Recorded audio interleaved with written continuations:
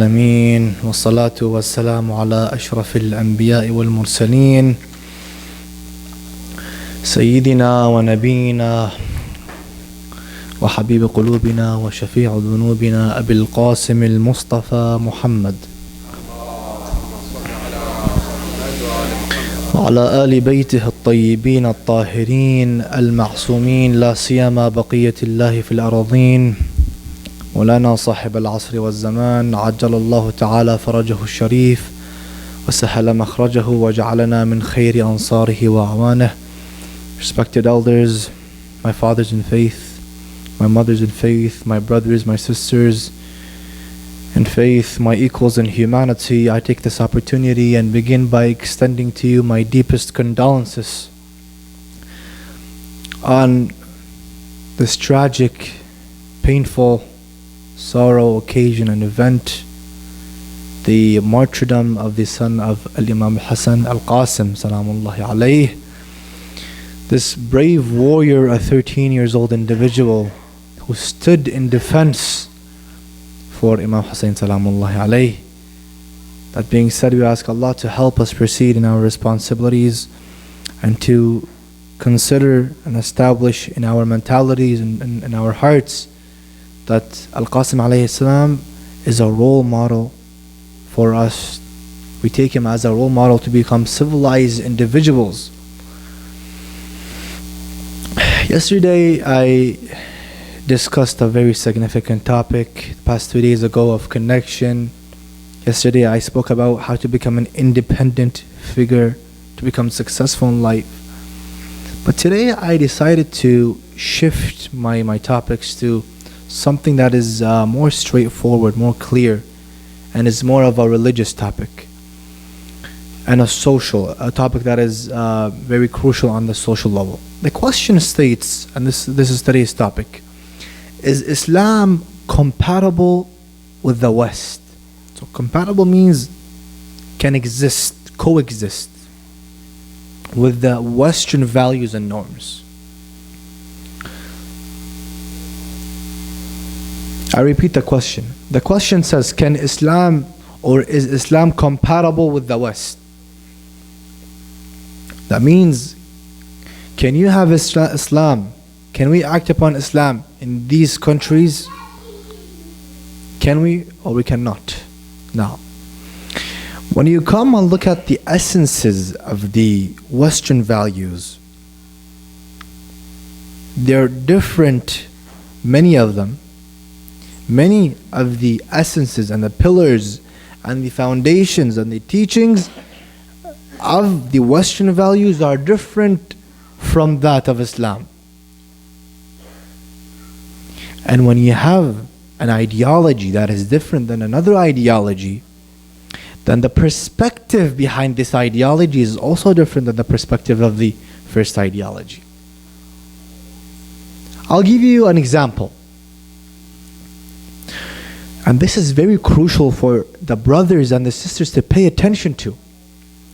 According to the Western norms and the Western values, a woman a woman having the choice not to wear a hijab, a veil, a niqab, something to cover her body,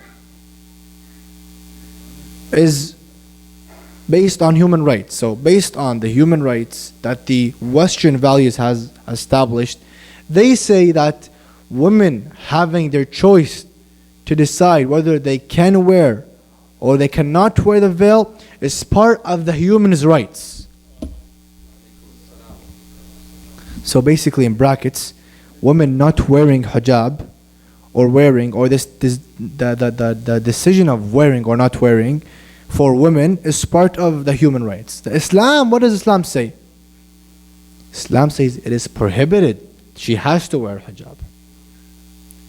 Now, are these two compatible? They're not compatible. And that's why the women in the West, they have an even greater test upon them. They have to choose between the ideology, the divine ideology they have been raised with, and the ideology of what? The ideology of the West. Now, we gave an example for women. Let's give an example for us men.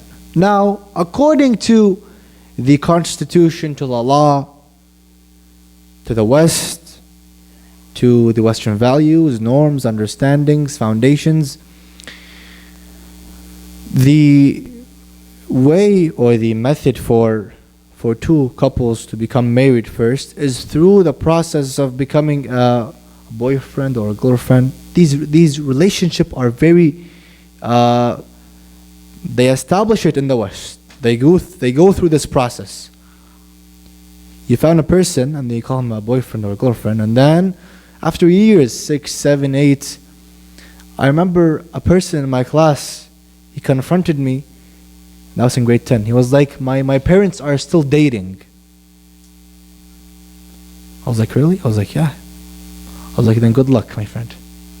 Look at this. This is destruction. This is destruction. This is destruction of values.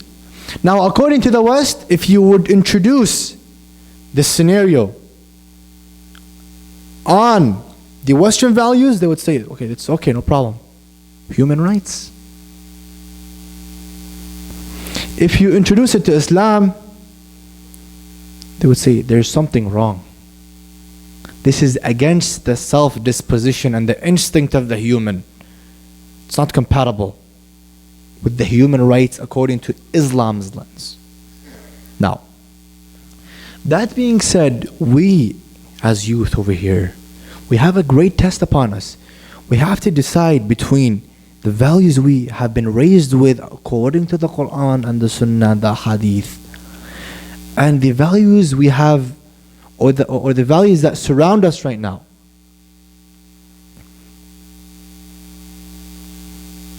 And whether a person decides to choose the values he has been raised with, the divine values, the values that bring us over here, or the values that are established in the West, depends again on his inside.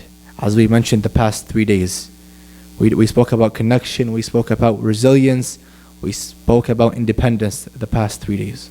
So all these, you're inside. Now, that being said, I want to make it clear that most values are not compatible. The Islamic values are not compatible with the West. That doesn't mean I gotta go and use obscene language or be harsh with the Western people. No. They have their own criteria. They have their own agenda. They have their own lifestyle. Let them be. But for me to be affected, this is a problem. Right now, a lot of us parked in the church, right next to us. It doesn't mean I have to be affected by others and copy what they do. And it doesn't mean I have to be harsh against them. There are people that helped us right now. We were in need in something, they helped us. So we shouldn't be harsh with them, nor we should submit to their ideology. No. Because in fact, this sense of humanity that they practiced is preached by the Ahlul Bayt Salamullah alayhim.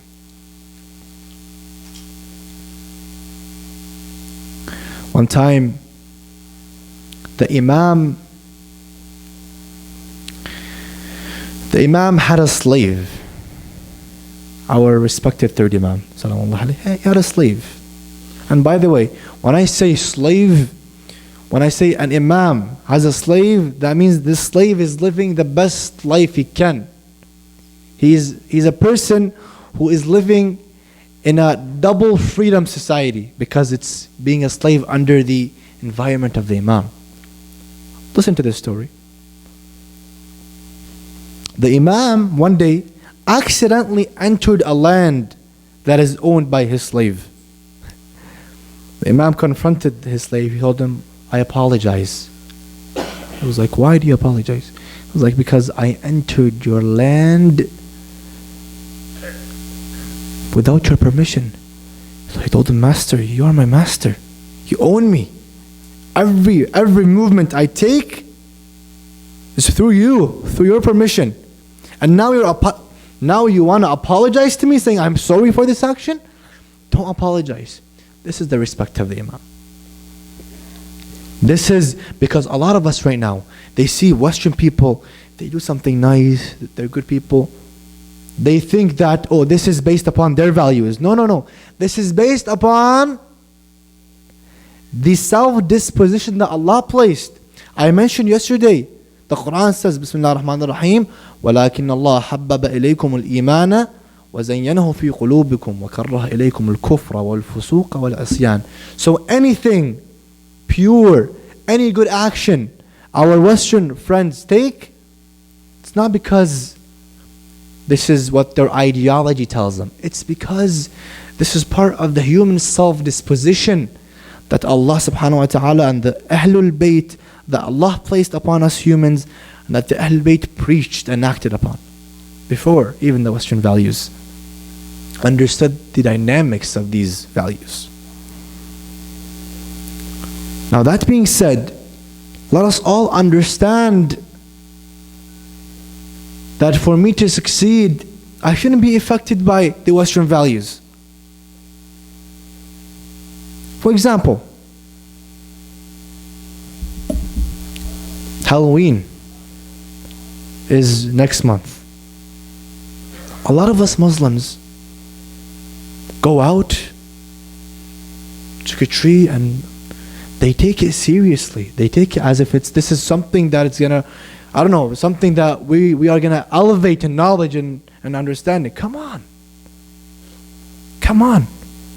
You would rather, you have the audacity to go trick-or-treating and celebrate, Halloween, and you don't want to come to this masjid, and your father has to drag you from bed in order for you to come over here? What is this? Come on. We must be more knowledgeable, understanding than this. Why do some of us practice that? And without names, I don't mean anybody. I'm speaking to myself right now. I'm reminding myself. It's because we're weak. If you're strong, resilient, again, 2 days ago, we spoke about resilience. If you're resilient, you will not be affected by stuff like that. That being said, we must hold tight to our values.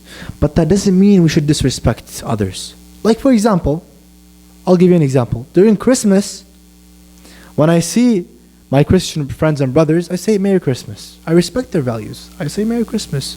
If they say Merry Christmas, I say Merry Christmas, thank you. I don't confront them and yell, oh no, I don't celebrate Christmas and respect me. No.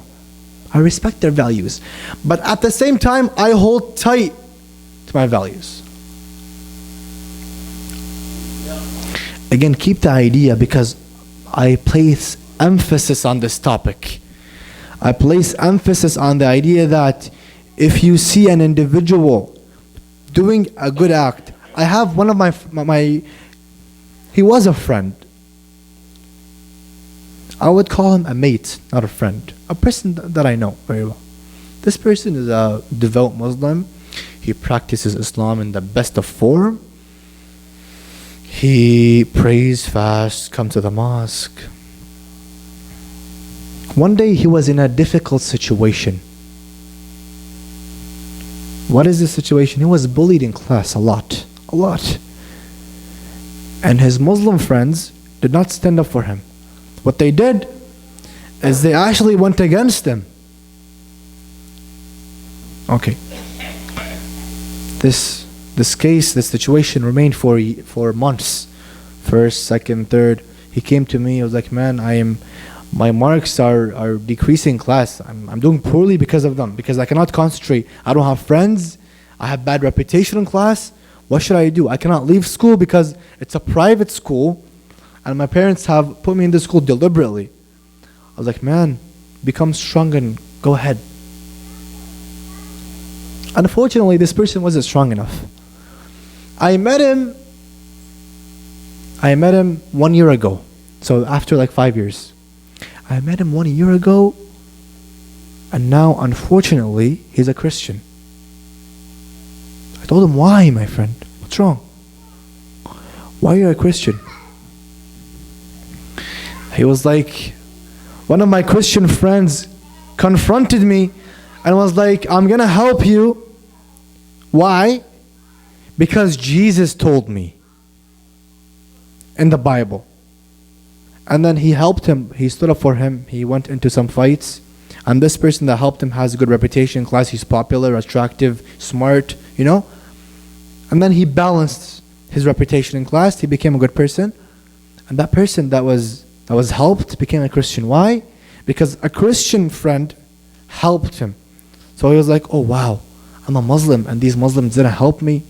And this Christian helped me because Jesus told him, I'm going to become a Christian. See how weak some people are? This person is weak, not strong. Because he doesn't understand. He doesn't understand that the doctrine that Jesus follows is the same doctrine that the Prophet Muhammad follows, but the doctrine that the Prophet has is complete. It's like, for example, you have one chapter, a book, it's a series of books. There's one volume, and there's 10 volumes. Which one would you choose? Which one would you rather sell to gain money? The one that has 10 volumes. Why? Because this is the complete message. People don't understand, and because somebody does good, we get affected, unfortunately. Now back to my topic of is Islam compatible with the West? In terms of ideology, Islam is not compatible with the West. But that doesn't mean we cannot act upon Islam in our societies nowadays. So every single one of us right now should do two things. Hold tight into his essences, to the teachings of Ahlul Bayt, and at the same time, you respect others. Because don't forget, my brothers. Don't forget. The overall message is إِنَّمَا بُعِثْتُ لِأُتَمِّمَ مَكَارِمَ الْأَخْلَاقِ. See, the Prophet didn't say akhlaq. He didn't say إِنَّمَا بُعِثْتُ لِأُتَمِّمَ الْأَخْلَاقِ. No, he said مَكَارِمَ الْأَخْلَاقِ.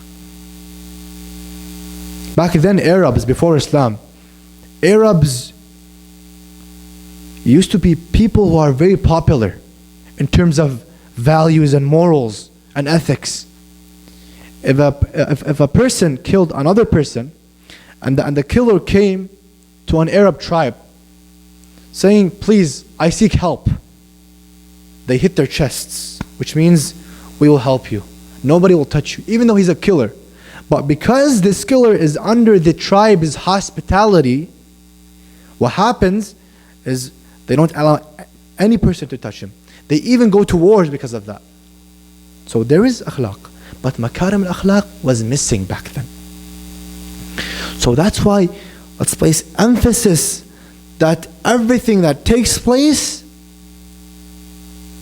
every good deed. Let me tell you this story. One day in Hajj, a person went to Hajj, and during tawaf, he saw a female with a beautiful white hand touching the Kaaba. So what he did is he deliberately put his hand on her hand. Now this is a sin according to Islam. Allah subhanahu wa ta'ala wanted to punish this person. When he put his hand on her hand, he got stuck. They couldn't remove it. Now this is very shameful in front of people, you know. And if you got stuck in such a situation, it's very painful. Now, it was stuck. At that time, the people over there were disturbed because this man couldn't remove his hand from this female. What he wanted is to seek pleasure for a couple seconds, but then his hands got stuck. So what he did is, a lot of authorities and members, leaders of tribes gathered and wanted to come to a conclusion on what to do. They came to a conclusion saying that, you know what, let's cut his hand off. They're not going to cut her hand, because her hand, she wasn't the problem. He was. He wanted to sin. So one of the leaders said, do you guys know any of the sons of the Prophet who are nearby?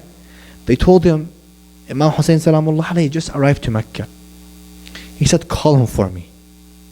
Imam Hussein came, he looked at the situation, he looked down like this, and he rose his hand and he mumbled some words between him and himself.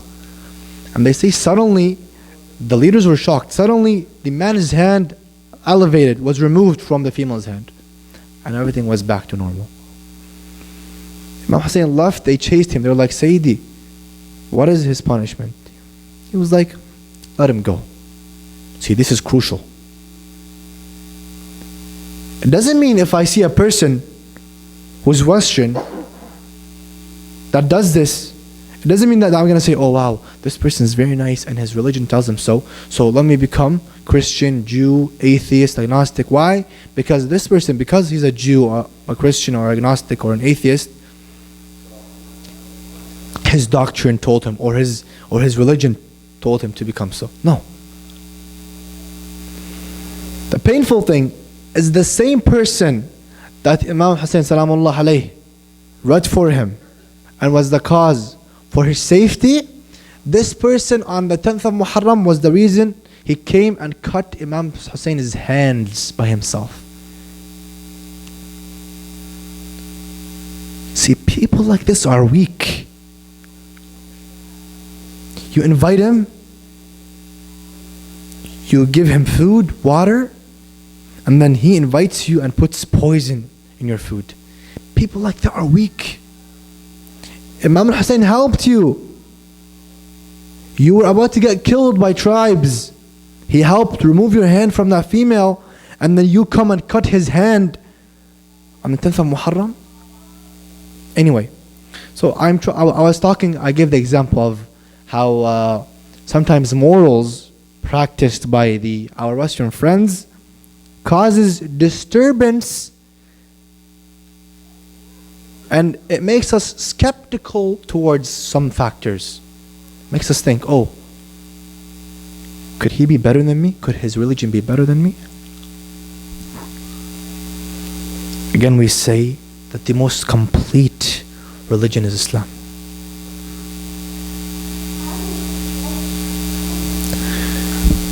Do you guys know who we have in Islam?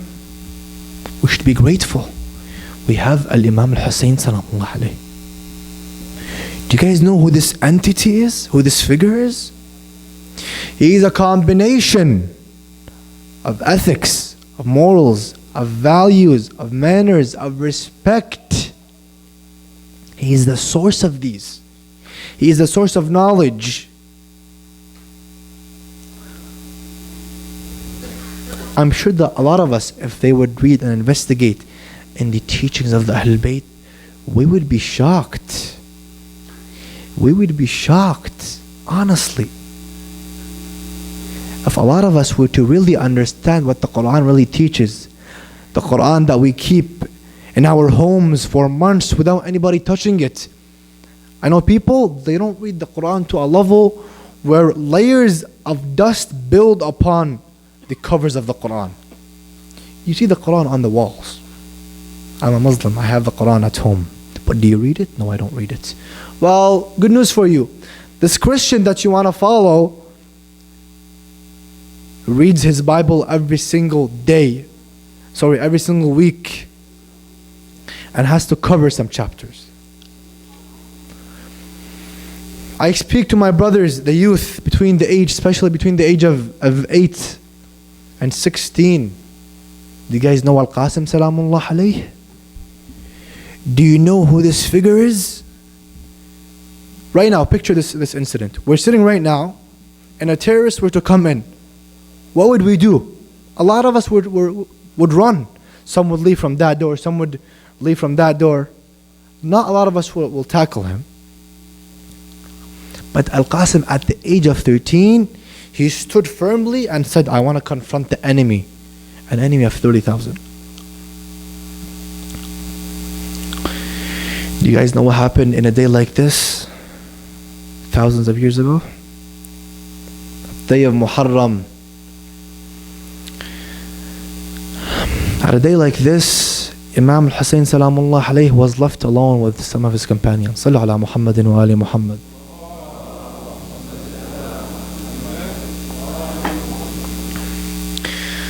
At a day like this, Imam Hussein alayhi salam was seen standing, leaning on a tent. Imam Hussein stood, he was leaning on a tent. يصيح ووحدته وقلة ناصرة وغريبة. Ramla, the mother of Al-Qasim, heard that request. She directly ran to Al-Qasim, told him, Oh Qasim, did you hear the request of Abu Abdullah al-Hussein? He's requesting help. Age of 13. He said, Oh mother, I'm going to prepare myself for battle right now. Al-Qasim alayhi salam prepared himself and headed towards Abu Abdullah. He told him, Oh Abu Abdullah al-Hussein, oh uncle, I cannot handle seeing you in this situation. I need to confront the enemies. I need to help you. Abu Abdullah al-Hussein put his hands on the face of Al-Qasim. He told him, Oh Qasim, how do you expect me to accept this request when Al-Hasan put you, he entrusted me with you. Come on. Al-Qasim alayhi salam was very persistent. He was like, no, I have to fight the enemies. I cannot see in this situation. After he saw Abu Abdullah al-Hussein, Al-Imam saw that for Qasim to be happy, he had to go fight. It was his will. He loved it. When he got permission to leave for the battlefield, he went, he fought like a brave warrior. He fought, he killed many of the enemies. And until his left sandal, because when he confronted the enemies, he went with sandals. His left sandal section apart, tore apart. So he came down to fix it, and during that moment, an enemy came and hit Al-Qasim on the head. رحم الله من نادى وقاسما وسيدا. During this moment, Imam Hussein saw that incident. He pictured it. He confronted the enemies. He took Al-Qasim salamullah alayhi. He embraced him to his heart. He told him, why did you do that? Why didn't you stay with your mother? أنا الآن عندي فد بيت نهديه القاسم سلام الله عليه ولتعجيل الأمور. عندما رجع الحسين عليه السلام إلى الخيمة، وضع القاسم في الخيمة، جلس عند القاسم، قال يا ابن أخي أنت الوديعة.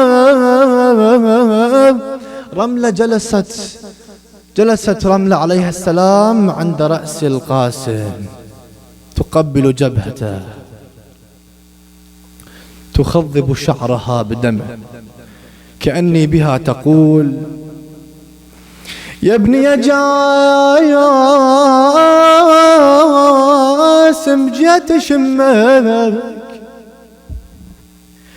يا ابني يا جاسم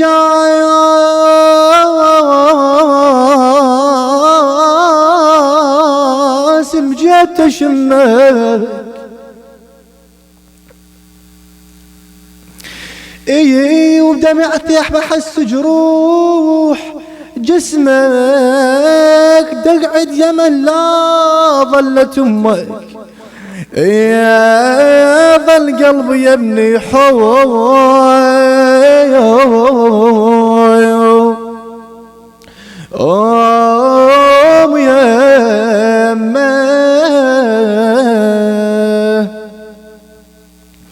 يا الحنتك من فيض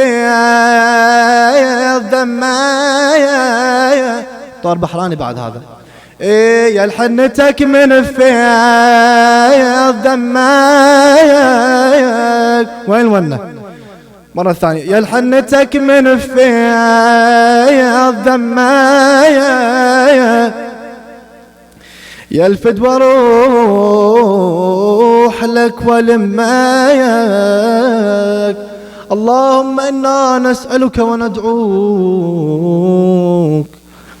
بأحب الخلق إليك محمد وآل محمد أن تقضي حوائجنا تيسر أمورنا. يا الله تثبتنا على ولاية محمد وآل محمد، تنصر الإسلام وأهله يا أرحم الراحمين، وإلى أرواح المؤمنين والمؤمنات. رحم الله من قرأ سورة الفاتحة تسبقها الصلاة على محمد وآل محمد.